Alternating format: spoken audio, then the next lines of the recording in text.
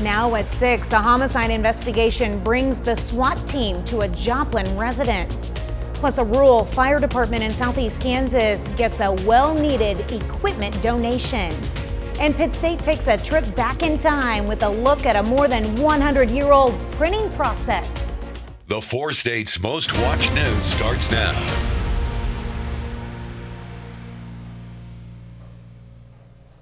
Joplin SWAT secures a residence in the Par Hill Park neighborhood. This is KOAM News at 6. I'm Tanya Bach. It happened this morning at a home at 1714 South Connecticut Avenue.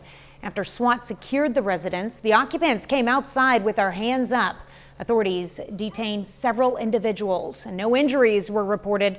An outside agency executed a warrant related to an ongoing investigation. Carthage police confirmed the warrant was related to their current homicide investigation of Johnny Ray Garcia. Authorities discovered the driver of a crash this morning, though the crash happened last night. During the evening, the driver swerved to miss a deer just east of County Road 160 in rural Carl Junction and crashed his car. Now, during the night, he managed to crawl out of the trunk, but was not able to make it to the road due to his injuries. Troopers say despite the man's injuries, he was alert and talking.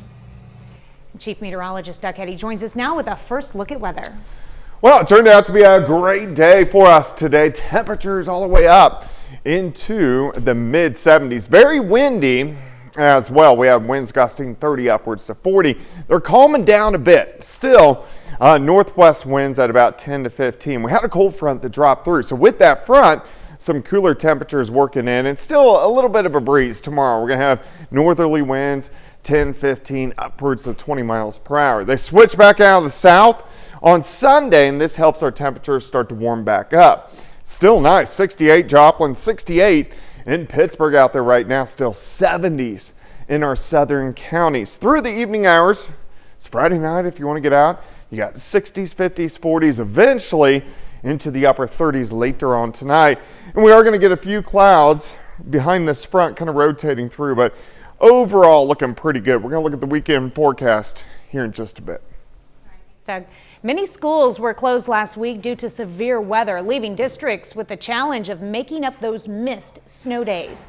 But what about schools that already have shorter 4-day school weeks? KOAM spoke with the superintendent of Northeast USD 246 to learn how that district is handling the missed days.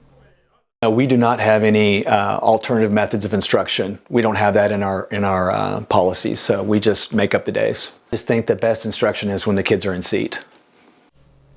We also reached out to Joplin High School, which has 5-day school days, and they say they have no plans of making up snow days due to online learning and the strategy behind this year's calendar. Well, since December last year, Galesburg, Kansas Fire Department has received a few grants and donations to help them better serve the community. And most recently, they were gifted a donation from Trident Rescue LLC, a water rescue supply company.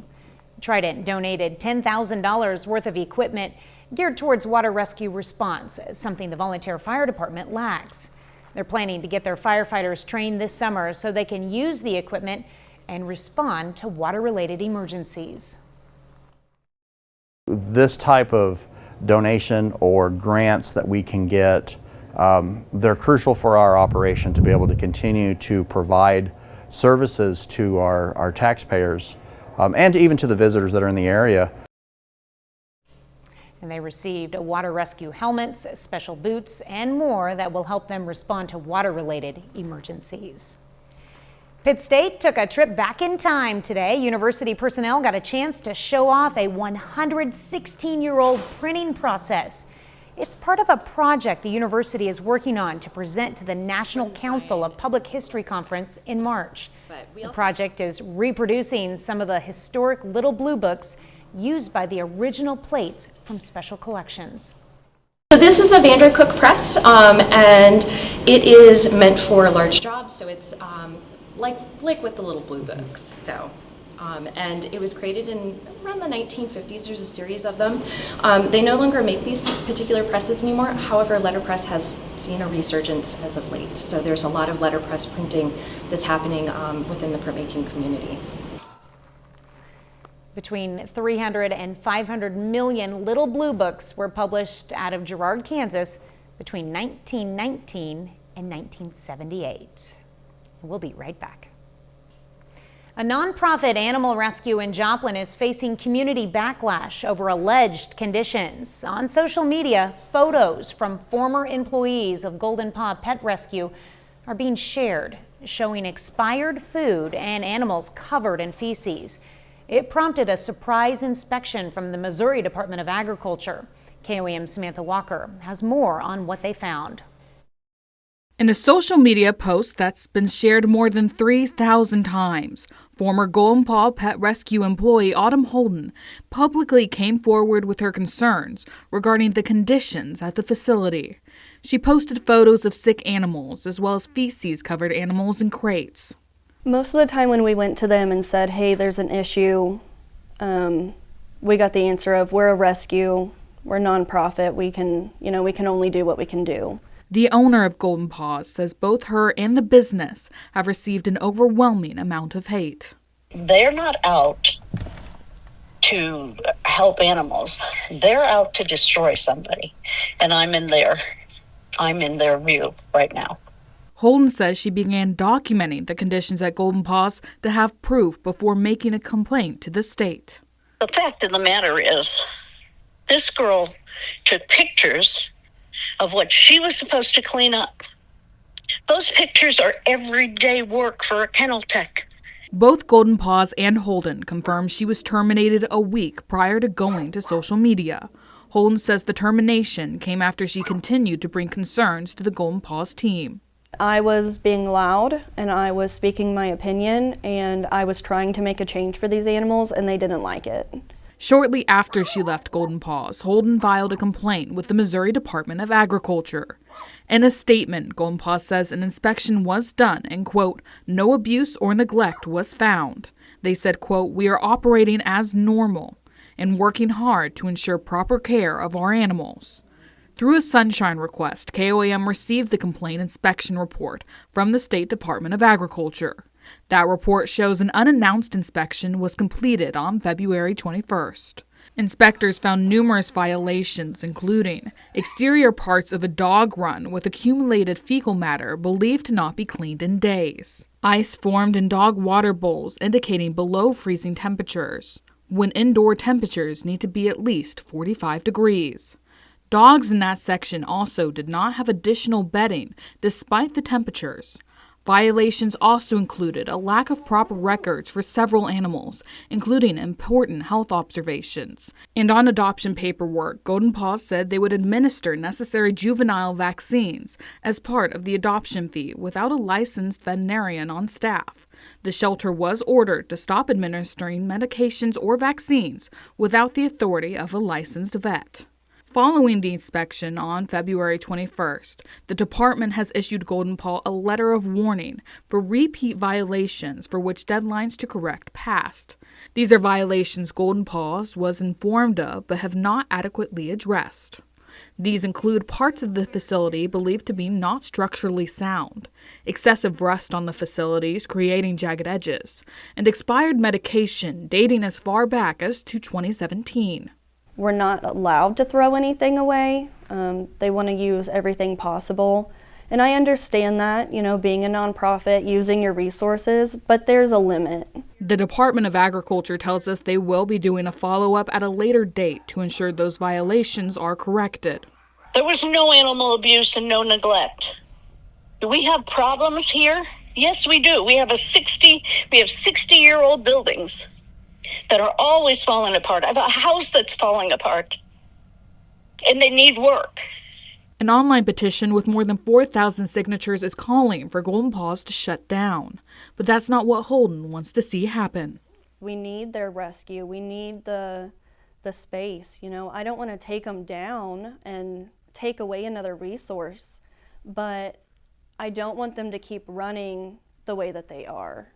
Reporting in Joplin, Samantha Walker, KOAM News. Golden Paw encourages the public to come by and see the animals and their facility for themselves. The owner also says the business will be pursuing charges against Holden and others who have allegedly slandered them. A little later, it's a big night for high school basketball in our area. John Dales has a preview coming up in sports. Plus, our temperature is cooling down as we head into the weekend. Also, some thunderstorm chances. We're going to look at that coming up. Well, it turned out to be a beautiful Friday for us today. Temperatures mid-70s during the afternoon. Very windy. We had winds gusting 30 upwards to 40 at times, but one, it was a great Friday. Two, it's Friday.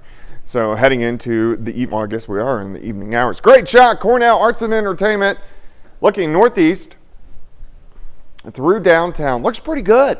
We are going to get some clouds in here as we go through the overnight hours, but if you are getting outside this evening, no complaints. 60s, 50s, 40s, eventually down to 30s later on tonight. We had a cold front that rolled through over the past couple hours.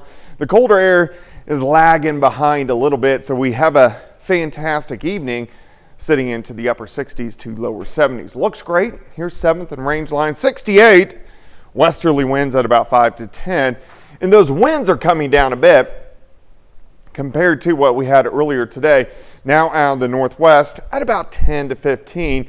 Still going to be kind of breezy as we go into the weekend. Northerly wind at about 15, upwards to 20 tomorrow. Picking up a little bit late Sunday, but they switch out of the south, and that's going to help our temperatures warm up a little bit more by Sunday afternoon.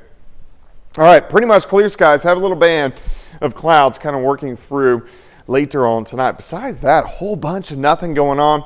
Look at this spin off the coast of California. That is our next little system, which is going to move in Sunday night. Until then, we look okay. Chilly tonight, upper 30s, partly cloudy skies. Let me take you to the noon hour. Temperatures near 50. Let's go into the afternoon. Not bad. Colder, yes, 20 degrees colder, maybe a little bit more, but right where we should be for this time of the year. 53 in Pittsburgh, 57 in Grove, Monette at about 50 degrees. Cold again Saturday night, drop back, lower 30s. And then as we go into Sunday, a lot of mid and upper level clouds streaming in. But look at the temperatures. We go into lower 60s for afternoon highs.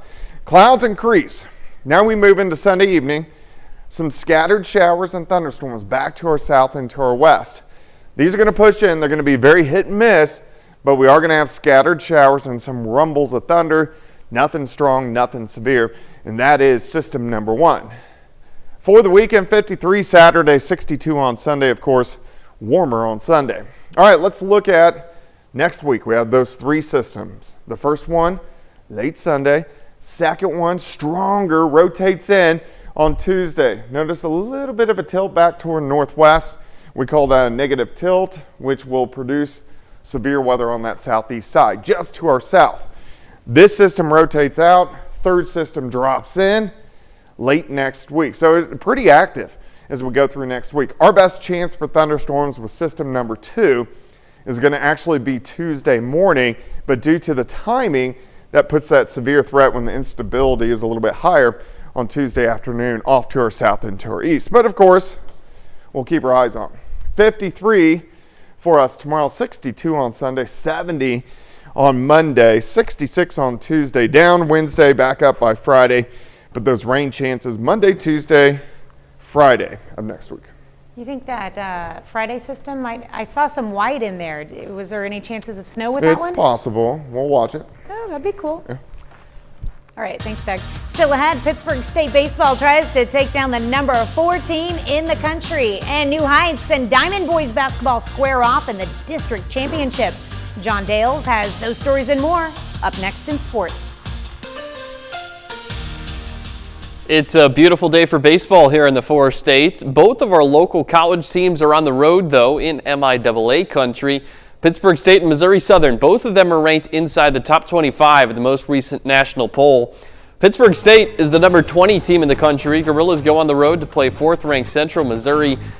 Gorillas score the first 4 runs of the game, but they end up losing 11-6. PSU's ace, Maddox Thornton, picks up his first loss of the year while allowing 7 earned runs through 4 2/3 innings of work. Over in Topeka, number 12 Missouri Southern baseball pays a visit to Washburn, and the Lions lose 14-6. Southern's ace, Cole Gaiman, he also picks up his first loss of the year while going 4 innings, allowing 7 earned runs, all of them in the 3rd inning. Lions try to bounce back tomorrow afternoon. First pitch is at 1. Busy day for Pittsburg State and Missouri Southern softball as well. Neither of them are at home. In fact, the Gorillas still haven't played their 2025 home opener. They've got to wait until March 14th for that. Well, this weekend, Pitt State softball is in Shawnee with the Top Gun invite. Gorillas win their first game of the tournament 6-4 over Southwest Baptist. PSU's now won 4 games in a row, improves its record to 10-3, and will play its second game of the day at 6:30 against Rockhurst, whose record is 1-5. Missouri Southern softball also has a doubleheader. Lions participating in the Branson Showtime tournament. Game 1, MSSU jumps out to a 1-0 lead, but Truman State responds with 6 unanswered. Bulldogs win 6-4. Southern plays Missouri S&T in its second game. That's actually just about to start. Over in Missouri, we've got 3 separate boys basketball district championships tonight that feature our local teams. The Class 3 District 12 championship is a battle between a couple of our local schools. Top-seeded New Heights Christian takes on 3-seed Diamond, who's the host school for this tournament. Cougars and Wildcats played each other once in the regular season, which was a 10-point New Heights victory. We'll bring you the highlights from this one tonight at 9 and 10. Meanwhile, Lamar boys basketball plays in the Class 3 District 11 title game in Stockton. Tigers are the #1 seed. They beat Skyline in the semifinals. This one just got tipped off over at Butler High School. Then the Class 1 District 5 championship also takes place this evening. Macaulay Catholic boys basketball is the #1 seed. They're coming off a victory against Walnut Grove in the semis. The Warriors face Lockwood in the title game tonight. One of those games I talked about, New Heights against Diamond. Diamond won just 5 games all of last season. This year they turned that into 17 victories, and they're in this district championship this evening. It's always a great time of year when you get to see those local teams and see how far they can go. Of course, yeah. All right, thanks, John. That's it for sports. We're back. Here's a look at what's coming up on KOAM News at 9 on Fox 14. We'll have the latest on the fallout from today's White House meeting between Presidents Trump and Zelensky. Plus, measles cases continue to surge across the Lone Star State. We'll have the latest. And high school choirs from across the Show Me State head to the Soundfest competition in Carthage. Those stories and a lot more tonight on KOAM News at 9 on Fox 14. Well, today the kids from George Nettles Elementary hit the pavement in celebration of this year's fundraising success. The kiddos have been raising money for their end-of-year field trip to the Springfield Zoo, along with other school activities. Each grade level got an hour to walk and celebrate their accomplishments. Pretty cool. Yeah. And it was a nice day. It was a beautiful day to get outside and do some stuff. It's going to be an okay weekend. It's going to be cooler, quite a bit cooler tomorrow, but close to where we should be for this time of the year. 53 tomorrow, but 62 on Sunday. Some showers, a few rumbles of thunder. Working in Sunday night and Monday morning. All right. Thank you for watching. We will see you right back here at 10. Have a great evening and an even better weekend.